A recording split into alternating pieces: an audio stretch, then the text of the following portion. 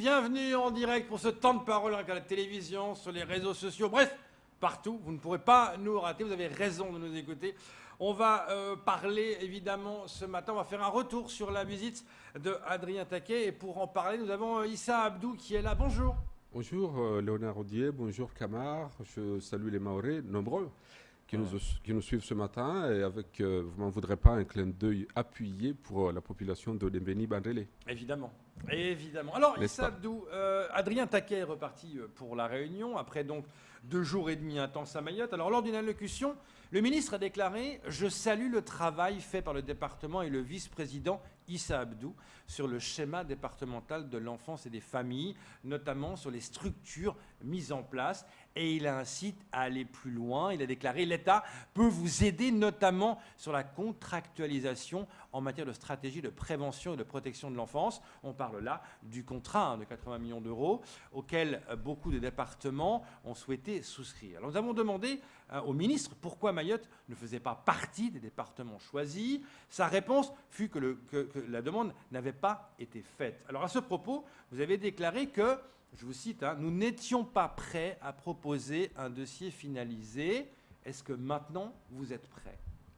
Oui, bonjour à tous, bonjour à toutes. Mais avant de répondre à votre question, je voudrais d'abord, puisque vous parlez de bilan, pour dire que l'arrivée des ministres membres du gouvernement à Mayotte est toujours une bonne chose, et qui plus est secrétaire d'État en charge du si particulier portefeuille en charge lié à l'enfance et à la famille. Et donc, c'est une bonne chose. Ça nous a d'ailleurs permis de faire le bilan de la départementalisation, puisque c'est l'actualité. S'agissant de la première compétence du département, ça avait fait l'objet d'une réponse du ministre des Outre-mer suite à une question de la députée Ramlati Ali. Et donc, ça était une occasion rêvée pour nous de faire le bilan et de dire ce que nous faisons. Et c'est vrai, ce que vous dites, le ministre a salué le travail du département, et donc on ne va pas faire la fine bouche. Et pour répondre à votre question, je pense que un bilan, vous savez, lorsque une visite de cet acabit, de cette nature se profile à Mayotte, il faut se fixer des objectifs. Nous, on en avait plusieurs, mais 2 étaient à mes yeux très importants. C'était d'abord la question de la clé de répartition. Lorsque le département, c'est notre cas ici, est dans une situation hors norme s'agissant de ces mineurs non accompagnés qui sont sur le territoire, on va y revenir. Mais c'était aussi la question de la compensation à juste hauteur de nos compétences aide sociale à l'enfance et PMI qui sont effectives chez nous, mais qu'il faut recalibrer pour tenir compte d'une situation hors norme. Et dans les 2 objectifs, je dirais que autant sur le premier, on a été entendu, et je répondrai à votre question s'agissant de la stratégie nationale, autant sur le 2e point, on reste un peu sur notre faim, parce que vous avez remarqué, vous avez vu comme nous, que le ministre a botté en touche s'agissant de la solidarité nationale, évoquant notamment la notion d'appel d'air. Pour répondre à votre question très directement, oui, j'ai remis en main propre au ministre une lettre d'intention qui sera suivie de la copie mahoraise s'agissant de la stratégie pour ce qui est de la 3e vague, puisque vous savez qu'il y en a eu 2 premières. Et donc, non, Mayotte n'a pas pris de retard. On a pris le temps parce que, justement, la situation est singulière. La situation est particulière, elle est hors norme. On parle de 4000 au bas mot, 4000 mineurs non accompagnés. Ça suppose qu'on tienne compte d'un certain nombre de choses. La navette a été faite, les va-et-vient ont été faits avec l'équipe d'Adrien Taquet. On n'a pas eu de consensus jusque-là, raison pour laquelle on n'a pas adhéré tout de suite. Mais ça y est, là on le fait, même si on n'a pas eu satisfaction s'agissant de ce point lié à la clé de répartition sur le territoire national. Oui, et puis lui, il est tout à fait ouvert à ce que Mayotte y adhère. Il nous a clairement dit qu'il espérait cela également. Oui. Donc c'est une bonne chose, ça veut dire que... C'est une très très bonne chose. Et puis voilà, pour lever le doute, c'est pas tant retard ou une absence de notre part, c'était juste vraiment prendre le temps parce que la situation mahoraise est compliquée, comme je l'indiquais tout à l'heure. Alors, concernant la prise en charge des mineurs isolés, on en a parlé avec Adrien Taquet, justement, le fait que la métropole puisse les accueillir. C'est aussi une proposition de Jean-Luc Mélenchon, il en avait parlé également. Mais le ministre a dit qu'il craint un appel d'air. Il a dit, mais si on fait ça, vous verrez qu'il y aura beaucoup plus de mineurs isolés qui vont arriver à Mayotte. Et donc, il a peur de ça. Vous en pensez quoi ? L'appel d'air, l'argument qu'on nous sort à chaque fois qu'on ne veut pas qu'on développe ce territoire. Moi, je vais vous dire le fond de ma pensée. Je pense qu'il faut développer ce territoire, y compris si on devait attirer d'autres personnes. On n'a pas à avoir un complexe par rapport à ça. Et donc, l'idée s'agissant de la répartition sur le plan national de cette question de mineurs sur le territoire, je pense que c'est une vraie divergence de vue avec le ministre. On a eu des échanges, y compris des apartés très prolongés sur le sujet, où on n'a pas réussi à se mettre d'accord. Mais je caresse l'espoir qu'on finit par faire évoluer Paris sur cette question, parce que il faut deux choses pour qu'on s'en sorte. Au-delà des millions, au-delà de la compensation, au-delà de la contractualisation sur la stratégie nationale qui va donner des moyens supplémentaires au territoire, il faut deux choses. Ce que j'appelle moi l'amont, la question régalienne de l'État en termes d'immigration clandestine. Il faut fermer les vannes, sinon on ne s'en sortira pas. Il faut qu'on arrive à raisonner toutes choses égales par ailleurs. Si on ne fait pas ça, eh bien, on recommencera sans cesse le travail que nous sommes en train de faire, et le département prend ses responsabilités. Ça n'a pas toujours été le cas. La deuxième chose, c'est l'aval. Faire en sorte que ceux qui sont sur le territoire, eh bien qu'on puisse trouver une solution, parce que 4000 mineurs sur un petit territoire comme le nôtre, vous ajoutez à cela les séjours de Made in Mayotte, ces personnes qui ne peuvent pas repartir de Mayotte, alors qu'elles sont admises ici, vous arrivez à des situations ubuesques, insupportables pour le territoire, et avec les conséquences que l'on sait. Et donc, cette question-là est importante pour nous, si on veut vraiment que le travail qui est fait par le département aboutisse à quelque chose, il y a des résultats probants. Voilà ce que je dis. Alors après, on peut entendre l'histoire d'appel d'air, ou même parfois on vous sort l'idée du président des enfants de la Creuse pour dépayser ces enfants-là. On peut entendre ces arguments, mais pendant ce temps-là, qu'est-ce qu'on fait ? Quelle est l'alternative pour qu'on désengorge le territoire ? J'attends toujours. Donc, moi je veux bien qu'on parle d'appel d'air, mais il faudrait peut-être qu'on trouve d'autres solutions. Avant de donner la parole à Kamarbrois, vous disiez de fermer les vannes, mais on n'arrive pas à fermer les vannes, c'est l'éternel problème. Dès quoi ça arrive sans arrêt. Il y a l'opération Chicandra, on voit les limites quelque part un peu de ça. On se rend compte que, même les gens le disent, des policiers le disent, on arrête ces gens-là et on les retrouve 4 jours après, ils sont de nouveau là. Je veux dire, il y a un vrai problème. Comment on peut arrêter les vannes ? Est-ce qu'on va vraiment y arriver ? Une volonté politique. On peut y arriver, on doit y arriver. Il n'y a pas de fatalité, sinon on ne s'en sortira pas. Tous les efforts qui sont faits en matière de développement de ce territoire sont sapés par cette problématique liée à l'immigration clandestine. Et donc, il arrivera un moment, il faut...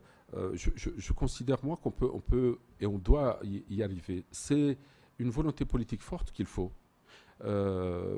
Figurez-vous, que les Comores sont en train de négocier un satellite avec Mondo Brain, par exemple, qui consiste à débusquer et à surveiller les navires qui passent par les Comores pour les taxer par la suite. Ça existe, c'est quelque chose qui est développé. Et donc, on nous parle de coopération régionale, on nous parle d'accords franco-comoriens, par exemple, et de feuilles de route. Mais bon sang, pourquoi on ne met pas plus d'ambition ? Pourquoi à un moment donné, il y a 150 millions d'euros qui sont versés par le truchement de... Ouais. Exactement. Mais pourquoi on ne fixe pas la barre à cette hauteur-là, en disant que le préalable, les conditions, c'est que les Comores jouent le jeu, et en étant ferme par rapport à ça. Je crois, mais vraiment, que c'est possible. Mais encore faut-il le vouloir, encore faut-il qu'il y ait une fermeté et une volonté politique forte. Il faut protéger Mayotte. Il faut que la France, notre patrie, prenne la mesure du problème et aime ce territoire. Je n'ai pas de doute là-dessus, mais il faut que vraiment on prenne sérieusement la question comme il le faut pour qu'on protège ce territoire. Le président de la République a dit la France, c'est la sécurité. Eh bien, il faut protéger Mayotte. Kamar Bora, une question à vous poser. Alors, Monsieur le Président, on va d'abord revenir sur ces 2 millions qui vont être injectés chez tous les acteurs, en tout cas, qui œuvrent dans le social.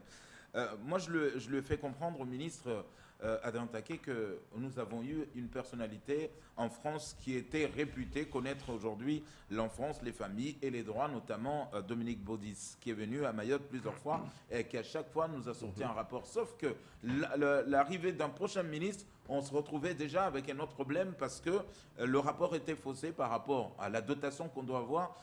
Monsieur Issa, vous êtes le président du comité de surveillance de l'hôpital, vous savez 14 000 naissances. Vous avez dit sur ce plateau vouloir aujourd'hui d'abord reformer ou rénover l'existant, notamment nos PMI, nos CCAS, pouvoir les installer. Mais aujourd'hui, est-ce que ce n'est pas ça le vrai problème? Le fait qu'aujourd'hui, on nous dit, vous aurez par exemple 2 millions, 100 millions, mais qu'après, l'année d'après, on a encore plus d'enfants, plus de familles qui viennent se rajouter dans le nombre déjà existant. C'est pour ça qu'il faut fermer les vannes, Kamar. C'est pour ça que je dis, je m'évertue à vous expliquer que les 2 conditions conjuguées, et ce n'est pas du fantasme, mais c'est ce que je vous dis là, c'est la vérité. Il faut que ces préalables-là, on est en train de mettre construire la maison, mais les fondations sont fragiles. Il faut commencer par la base, il faut commencer par ces fondations. Si on ne fait pas ça, alors on ne pourra pas stopper l'immigration complètement, mais enfin, quand même, freiner ou en tout cas faire cet effort nécessaire qui serait palpable au niveau de nos investissements sur ce territoire. Si on ne fait pas ça, eh bien, on tournera en rond. Ce que j'appelle moi le tonneau des Danaïdes, c'est ça. Il faut que maintenant que le département, et c'est une réalité, a pris ses responsabilités, il faut qu'on nous aide. C'est facile après de dire qu'il faut, c'est une compétence du département, très bien, mais la question régalienne, s'agissant de l'immigration, la question de l'insécurité au sens large, pardon, ce n'est pas le département. Et pour ce qui nous concerne, nous jouons notre partition. Alors, pardon, Léonard Rodier, j'aimerais revenir un tout petit peu avec vous, Issa Abdou, parce qu'on le sait très bien que là, c'est bientôt les échéances, en tout cas des cantonales. J'aimerais revenir sur quelque chose, en tout cas, qui touche les Mahorais, qui est souvent décrié dans les réseaux sociaux, la santé d'un citoyen mahorais. Aujourd'hui, quand toutes ces femmes nous disent on ne se soigne plus chez nous, on n'accouche plus chez nous, on est obligé de partir à l'étranger, est-ce que là aussi, avec l'équipe de Mme Voinet, l'équipe de Mme Barbézieux, est-ce que ça aussi, c'est parmi les projets d'envergure qu'il faut voir pour finalement inciter le Mahorais à revenir se soigner chez lui? Oui, c'est ce que nous faisons au niveau de l'hôpital. L'hôpital de Mayotte souffre d'une double pression. La pression migratoire, évidemment, on n'y revient plus, mais surtout le fait que c'est le seul établissement hospitalier de l'île. Et donc, tout le monde va à l'hôpital. On soigne toute la région, mais ceux qui sont à Mayotte aussi, y compris les affiliés sociaux, vont à l'hôpital parce qu'il n'y a pas la CMUC notamment, etc., et le secteur libéral. Donc, résultat des courses, la pression est très forte et les attentes très longues au niveau des entrées de l'hôpital. Et donc, ça nous a conduit à moderniser et à avoir cette vision sur le moyen et long terme de l'aménagement de l'hôpital. C'est notamment ce qu'on appelle le projet Copermo. Ce sont des travaux d'urgence, des travaux liés au parking, c'est les lits surface que nous avons mis en place, c'est recalibrer la néonatologie, mais c'est plus tard faire en sorte que on fasse l'extension de cet hôpital. Et puis, l'autre, si on doit se projeter encore plus loin, c'est un deuxième hôpital pour vraiment faire en sorte que le CHM puisse respirer et que les Mahorais puissent avoir accès, j'allais dire, dans de meilleures conditions à l'hôpital. Et donc, c'est tout ça qu'il faut faire, c'est ce que nous faisons, mais nous disons encore une fois que chacun prenne ses responsabilités. J'ajoute, pour aller plus loin, qu'il faut qu'en même temps, la convergence et des droits sociaux et l'alignement se fassent, parce que c'est ce qui permettra, s'agissant de la CMU notamment, eh bien, que le secteur libéral puisse s'installer à Mayotte, et ce faisant, eh bien, permettre que le CHM, là aussi, respire un peu. Issa Abdou, le ministre était passé par la cellule de recueil des informations préoccupantes, basse maltraitance, on en a parlé avec lui, lui met l'accent sur le 119 qui est encore peu connu ici à Mayotte. On a les chiffres, par rapport aux chiffres, juste deux choses que l'on voit qui m'a frappé. Pour les pourvoyeurs des informations, bon, le rectorat évidemment c'est le plus fort, 583. Les enfants les plus touchés seraient de 11 à 15 ans. Mais la problématique, c'est qu'on parle beaucoup, il y a la majorité négligence lourde et également défaillance alimentaire. Alors, la CRIP de Mayotte souffre de deux choses. D'abord, vous avez raison de le dire, on n'est que 5e pourvoyeur d'informations préoccupantes derrière le CHM, derrière le rectorat, le CHM, mais également des associations comme l'ESI ou Solidarité Mayotte. Il faut corriger cela. Ailleurs, c'est toujours le rectorat qui occupe la première place, mais le département, chef de file de cette action-là, n'est pas très loin. Donc c'est quelque chose qu'il faut corriger. Mais ce qui est le plus préoccupant, si j'ose dire, c'est le traitement, la durée de traitement de ces informations. Parce que la CRIP, c'est des informations qui arrivent. Il faut les analyser, qualifier ces informations de ce qui relève vraiment de préoccupant ou pas. Parfois, on peut s'amuser à appeler la CRIP sans que ce soit justifié véritablement. Et donc, c'est tout ça qu'il faut disséquer, analyser pour qu'après, on puisse apporter la solution possible. Ça peut être le placement, mais ça peut être aussi un autre traitement. Donc, voilà le rôle de la CRIP. Et donc, ce qui pose réellement problème, c'est la durée du traitement qui parfois peut s'étaler sur plusieurs mois, voire plusieurs années. Aujourd'hui à Mayotte, c'est ça qu'il convient de corriger. C'est par exemple l'une des choses que j'ai demandé au ministre, c'est il nous a parlé d'une plateforme d'ingénierie, c'est notamment le plan pour l'avenir de Mayotte qu'il a annoncé. Voilà quelque chose qui nous serait bien utile au niveau du département. Je l'ai réclamé à l'aune de la visite du ministre, là aussi, parce qu'il faut qu'il y ait des moyens humains et matériels qui ne sont pas aujourd'hui, il faut le reconnaître, Pourtant, suffisants. Vous avez mis en plus, en 2019, il y avait 4 travailleurs sociaux. Tout à fait, il y en a 10. tout à fait. Donc vous mettez plus de moyens, mais ce n'est pas suffisant selon vous, il en faudra encore plus. Parce que la situation, cher Léonard Audier, est juste hors norme à Mayotte. Et donc, vous voyez, quand je dis que la question, l'amont et l'aval, le régalien s'agissant de l'immigration et l'idée selon laquelle il faut dispatcher ceux qui existent sur le territoire, c'est une réalité et ce sont pour moi des préalables qu'il faut faire si on veut s'en sortir. Donc la situation est hors norme, nonobstant ces moyens qui sont mis, qui ne sont pas aujourd'hui suffisants, mais je peux vous dire que, y compris si demain on devait en mettre beaucoup plus, eh bien, on aura toujours des difficultés. Donc cet accompagnement, cette plateforme d'ingénierie, comme on l'appelle, serait bienvenue pour, là aussi, pouvoir accompagner Mayotte, tout en réitérant cette idée qu'il faut que l'accompagnement soit aussi jusqu'à les éléments que j'indiquais tout à l'heure, qui sont pour moi des préalables si on veut s'en sortir. Alors, ma dernière question, Issa Abdou, il y a eu beaucoup d'égrognes récemment au sein du département, notamment les assistants familiaux. Aujourd'hui, juste avant votre dernière question, vous dire que le ministre a aussi inauguré, en compagnie du président du conseil départemental, Sobadine Ibrahim Ramadani, une PMI à Akwa. J'allais venir justement sur la PMI à Akwa. Tout à fait. Si on peut dire un mot, parce que... Voilà, mais justement, monsieur le président, notamment les assistants familiaux, je disais par rapport à cette grogne, aujourd'hui, on a eu pas mal de syndicats, notamment l'intersyndical, qui nous disent le département veut bien faire, mais le département injecte beaucoup de sous dans des associations aujourd'hui où il n'y a pas de transparence, où il n'y a pas de suivi. On ne sait pas cet argent sert à quoi. Dans le social, on ne le sait pas. En tout cas, des associations, certains les ont appelées les associations des amis. Vous en pensez quoi? Qu'est-ce que vous pouvez leur répondre à ces gens-là qui disent que oui, l'argent est là, on l'éjecte dans des associations d'amis et on ne voit pas en tout cas la couleur? C'est une vue et une image d'Épinal. J'étais content d'entendre le ministre dire que nous avons trouvé des alternatives au placement. Il n'y a pas que les familles d'accueil à Mayotte, parce que nous avons développé des structures comme les LVA, les lieux de vie et d'accueil, des maisons d'enfants à caractère social, des activités éducatives à milieu ouvert, de la prévention spécialisée, des mesures inédites qui n'existaient pas sur le territoire, des appels à projets que nous avons externalisés. C'est vrai?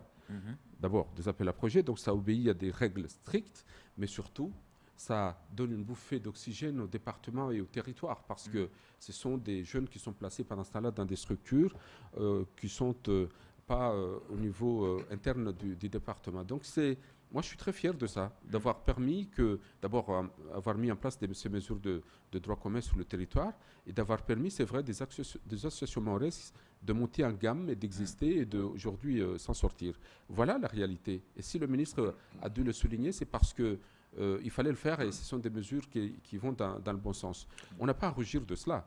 Et les choses sont très transparentes, parce que qui dit appel à projet, encore une fois, c'est un cahier des charges très solide, c'est un suivi rigoureux, et puis voilà, et c'est des bilans réguliers qui sont faits par rapport à cela. Issa Abdou, il faut conclure, le temps passe vite. Justement, je voulais parler avec vous pour finir de cette PMI, de cette inauguration. PMI à quoi? Un moment important aussi. Tout à fait. Je sais, si on en a besoin, des PMI à Mayotte.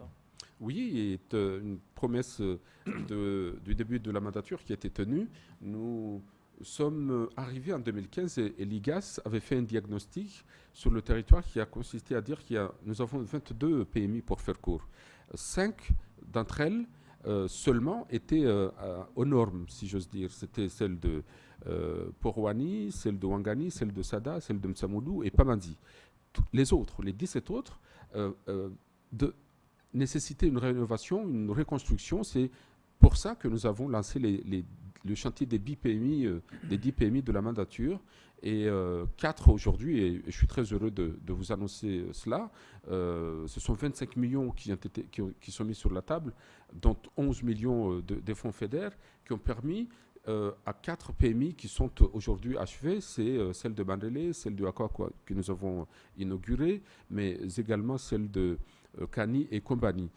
3 autres sont en chantier et vont bientôt être finis. Ce sont celles de Kungu, de Passamenti et de Vaibé, et puis 3 autres, Msamboro, Tsingoni et Mamoudzou, pour arriver aux 10 PMI qui sont bien avancés. Les notifications ont été faites. Donc oui, un chantier qui aboutit, oui, des choses qui sont concrètes, réelles, visibles dans le médico-social, et on est heureux. J'ajoute juste une chose, parce que c'est un signe particulier de ces PMI nouvelle génération.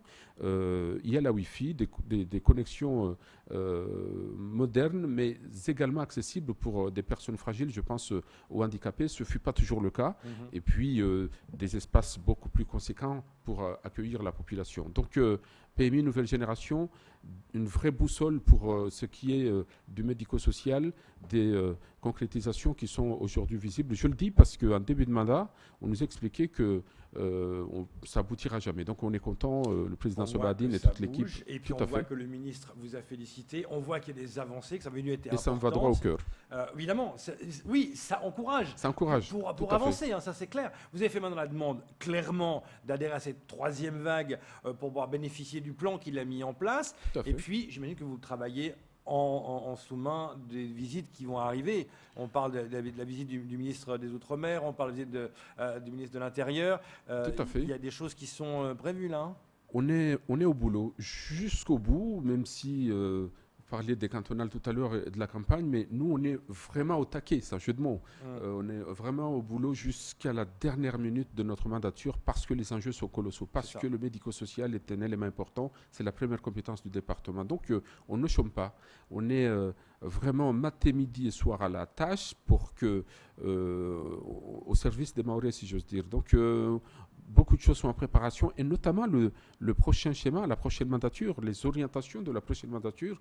Nous avons fait un séminaire sur la PMI de demain. Ça va nourrir le prochain schéma médico-social qui va permettre de voir clair, parce que comme on l'a fait pour la mandature qui s'achève, on commence toujours par le rêve, on commence toujours par le début, un schéma, une base, une boussole, des orientations claires. Ça veut dire, Issa Abdou, que vous êtes candidat à votre propre section ?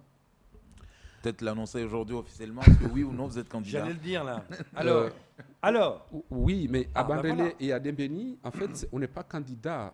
C'est les militants, ce sont nos amis, la base, comme on l'appelle, qui décident. Et c'est vrai, j'ai eu la chance d'être reconduit, entre guillemets, par la base. En tout cas, ils m'ont fait renouveler cette confiance. Avec Madame Inaya, qui est une femme d'une grande qualité, on va composer le binôme de Dembéni. Et vous me donnez l'occasion de dire à la population de Dembéni et Bandrélé de nous faire confiance et de jouer la continuité parce que les enjeux sont colossaux et des choses ont été commencées. On a cette envie forte d'aller jusqu'au bout. Et donc, les choses sont ici. Mais faisons la part des choses. Là, vous avez évité le vice-président. La campagne continue. Vous voyez ça sur les réseaux sociaux. Mais je vous dis, le vice-président qui représente le département et s'agissant de la mission qui est la mienne, on est au boulot. Et c'est ça qui est le plus important. Et ce sera comme ça jusqu'au bout. on pourrait parler des heures avec vous, mais il faut arrêter. Faut arrêter. C'est Merci très gentil. beaucoup Merci, d'être Léonard. venu Merci, Kamal. ce matin. C'est important de revenir sur cette visite. Merci à vous. Et évidemment, on aura l'occasion de revenir quand il y aura d'autres visites. Et revenez quand vous voulez. Ce sera avec bonheur. Merci à vous. C'est À tout bientôt. pour ce temps de parole.